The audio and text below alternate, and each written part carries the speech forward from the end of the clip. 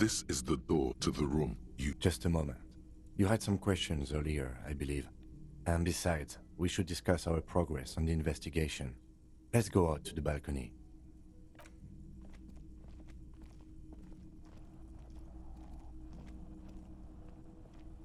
The air outside is brisk. The lieutenant is silent for a moment.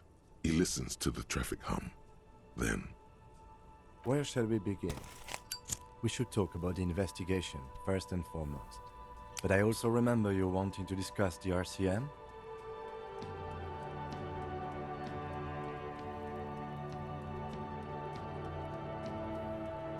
I have a cigarette every night when I go over my notes. It's something of a ritual. oh man, he looks so devastatingly cool with that cigarette.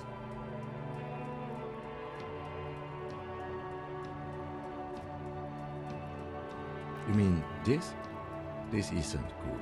It's an unnecessary trial of will, and unhealthy. Keeping the habit within the parameters he's given himself takes a lot of focus. It would be easier to simply quit. I apologize, but I only brought one with me. I have exactly one cigarette every night while going over my notes. Yes, it's been a long and eventful day. Well, we didn't even look at the body. And there's still much to do at the crime scene too.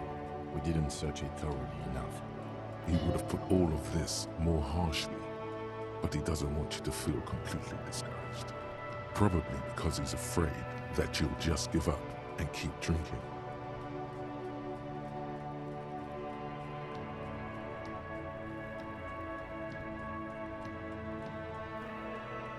It's not my job to evaluate your methodology, officer. I'm just going through the facts. As for the interviews, we weren't able to find the union leader, Evrard Claire, much less interview him. So that's on the to-do list for tomorrow. We talked to Joyce Messier, but didn't get any information from her. I have a feeling Joyce knows how dangerous the situation really is. We have to get her to talk to us. Above all, though, today was exhausting. What's with all the running? You run a lot. Is that a standard Precinct 41 practice? I have a really good theory about why you're running so fast, son. Just you wait until we get up tomorrow.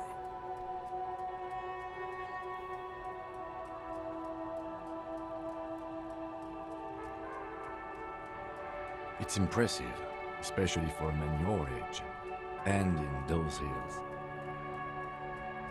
Nice shoes, by the way. I like the green.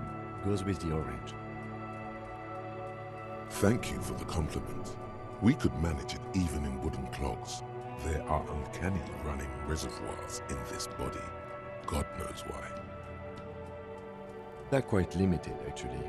The power officers of the Revachol Citizens Militia exercise most frequently is imposing fines of up to 1,000 real for offenses, in accordance with an interdepartmental schedule. Yes, although indirectly, as citizens can always request records from their local station. Officers of the RCM have been known to take bribes of less than the prescribed fine amount. It undermines trust in the RCM. The RCM's primary role is to ensure safety. We are not really supposed to play any part in the economic structure of Revachol. We can arrest people, of course, but rather than bringing someone in directly, it's preferable to serve a station cold sleep. It prevents confusion and overcrowding. You can't. Those who don't show up become fugitives, though, and have fewer legal rights when they are eventually caught. It's about power projection. Thus far, they seem to mostly show up. We are permitted to use whatever force we deem necessary, even lethal.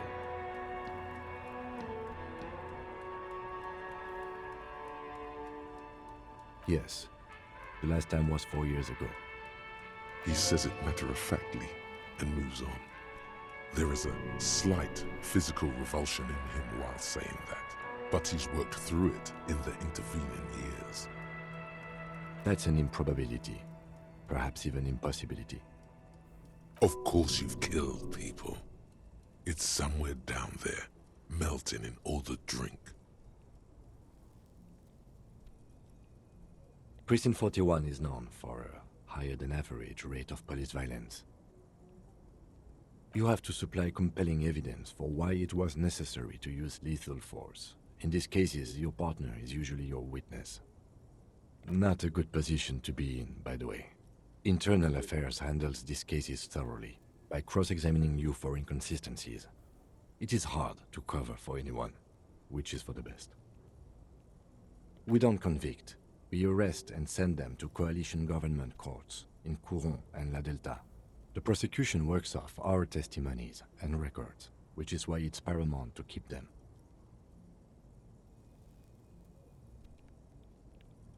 Yes, the international community's mission in Revachol, and the moral intern more broadly.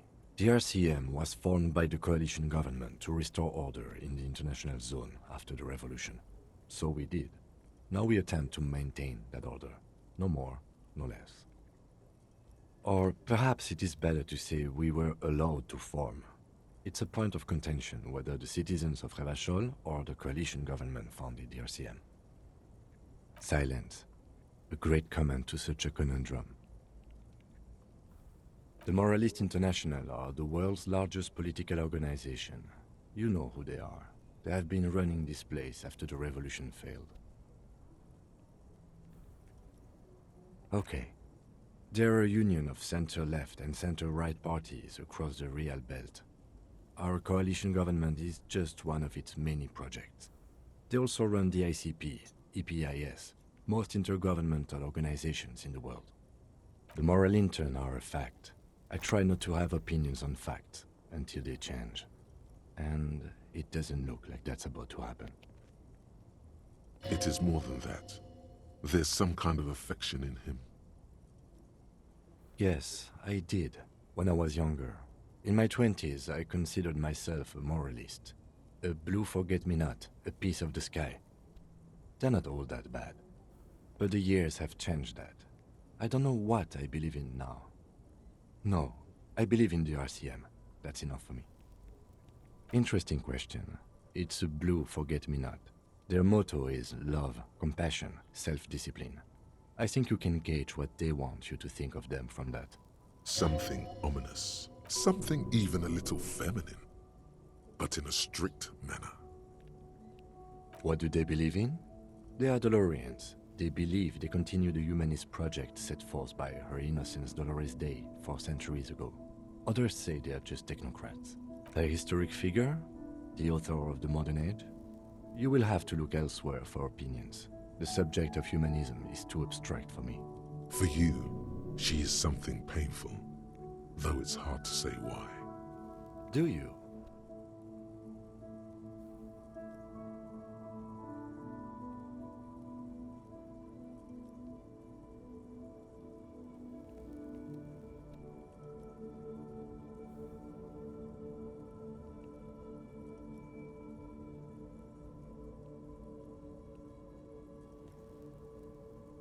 We are in what is called the twilight of international law. The laws we claim to enforce come from the MI. Without them, we are simply vigilantes. Then you will adore Martinez. For many of these people, the Union especially, vigilantes is precisely what we are. Personally, I don't enjoy it much. The lights of the orphan district are reflected in his glasses. The red and golden orbs of the motorway sliding like pearls on a string from east to west as Revachol commutes back to the suburbs. Tomorrow is Tuesday. Monday is over. The dying lights of the city shimmer below.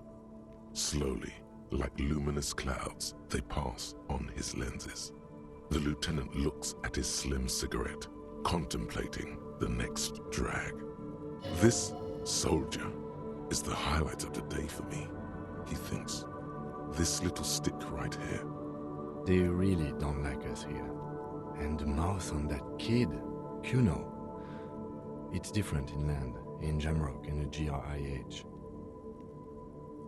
It's our fault for leaving this place to the dogs, to the Union, to the company, not daring to come here more often. This place has fallen between the cracks, the jurisdictions of our 2 precincts. We run this city. West of the river is RCM land. It's incredibly hard. Human beings are... But we are in control, and it's worth it. The organization works, our systems work. If they didn't, the city would disintegrate. Night. Captain Ptolemy Price steps into the yard. A piebald horse waits by the motor carriage, chewing oats out of an oat bag. Seagulls fly overhead. The sky is black. Captain Price wears a black suit and a standard patrol coat as he mounts the horse to head home. Rows of houses on either side, hunching over the sidewalks, and Precinct 41 with its dome roof growing distant. Around him, the streets are silent. A kid on the corner waves at the captain as he takes the turn on Petition and Main. The horse neighs. The captain nods back. Thanks, kid, he thinks. He's grateful. Me too. But I wouldn't count on any drastic changes in our lifetimes. Yeah, it's getting very cold now. Let's go.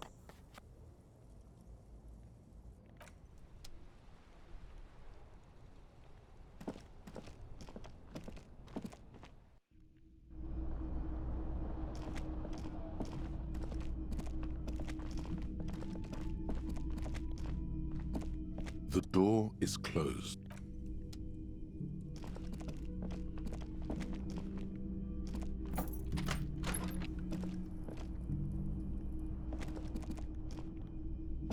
Yes?